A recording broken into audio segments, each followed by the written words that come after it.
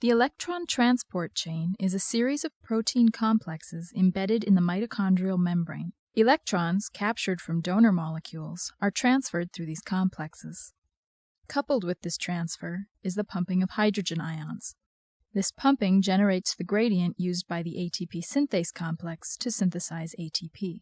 The following complexes are found in the electron transport chain: NADH dehydrogenase, cytochrome BC1, cytochrome oxidase, and the complex that makes ATP, ATP synthase. In addition to these complexes, two mobile carriers are also involved: ubiquinone and cytochrome C. Other key components in this process are NADH and the electrons from it, hydrogen ions, molecular oxygen, water, and ADP and PI, which combine to form ATP.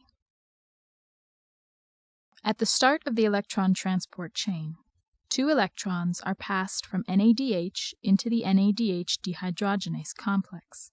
Coupled with this transfer is the pumping of one hydrogen ion for each electron. Next, the two electrons are transferred to ubiquinone. Ubiquinone is called a mobile transfer molecule because it moves the electrons to the cytochrome BC1 complex. Each electron is then passed from the cytochrome BC1 complex to cytochrome C. Cytochrome C accepts each electron one at a time. One hydrogen ion is pumped through the complex as each electron is transferred. The next major step occurs in the cytochrome oxidase complex. This step requires 4 electrons. These 4 electrons interact with a molecular oxygen molecule and 8 hydrogen ions. The 4 electrons, 4 of the hydrogen ions, and the molecular oxygen are used to form 2 water molecules. The other 4 hydrogen ions are pumped across the membrane.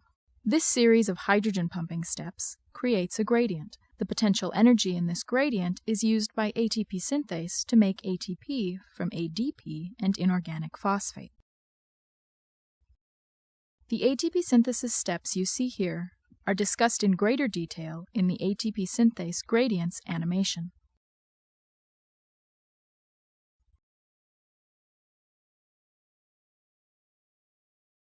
This animation illustrates 2 full cycles of electron donation.